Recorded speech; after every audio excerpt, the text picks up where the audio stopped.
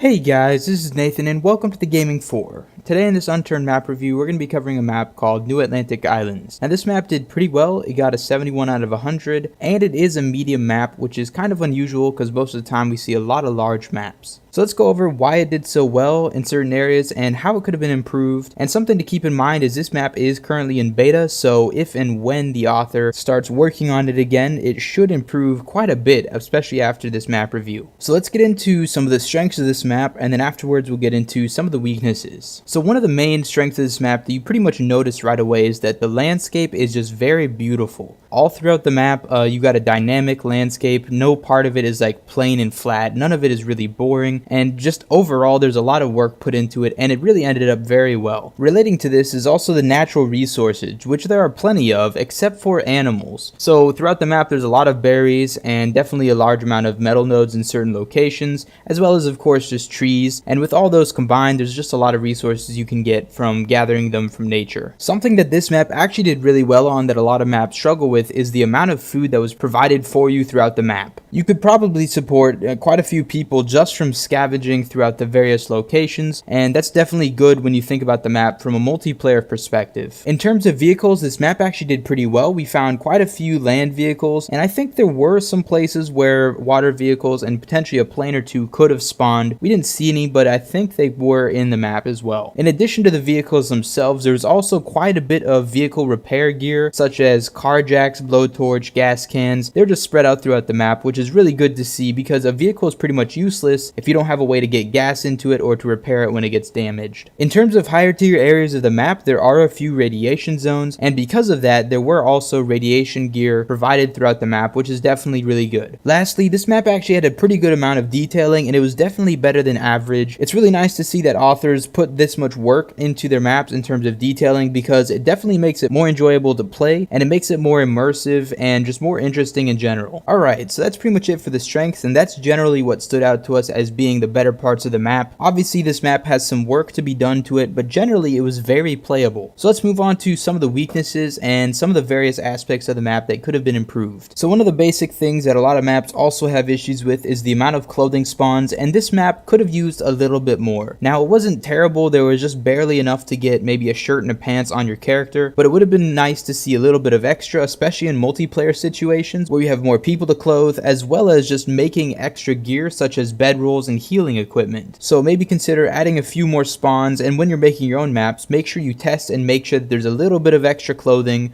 depending on how many players you want to be able to play the map at a time. Another issue that was actually quite a lot worse is the lack of ranged weapons in general. I'm not just talking about military weapons or mafia weapons or high cal or whatever, just any type of ranged weapon, and more of them would be very helpful. As a survivor, when you're raiding a base or some sort of town and you run into a fire zombie or runners even, it can be very dangerous in those situations, and having something that's ranged, no matter what it is, will really help you take out those specific threats that you really can't take on by hand. Especially when you get into the higher tier areas of the map, when you're fighting a mega zombie, you need to definitely have a lot of ranged ammo, and mostly military in that situation. If you don't have enough ammo, there's just no way you can kill a mega zombie or even effectively raid a radiation zone where the zombies give splash damage when they die. So the addition of all types of ranged weapons would be very helpful and would just make the gameplay a little bit better, a bit more balanced as well. Lastly, one of the main things that this map was missing that a lot of maps don't usually have problems with is presentation, and this actually makes up a decent amount of points in terms of our map review overall. Having screenshots and a good description of your map can go a long way in terms of getting it noticed and actually having people check it out, and so adding that basic description and screenshots and maybe even a video can really help your map do well when it comes to the public and the workshop. Alright, so that's it for the main weaknesses, but of course this map still is in beta, and so there were parts of the map that were just sort of incomplete, and there's obviously a lot that this map can improve on and potentially add. So here's some ideas of what you could potentially add to make this just better overall. One thing that was missing from a lot of the high tier zones was a mega zombie, so definitely adding that would add to the higher tier challenge and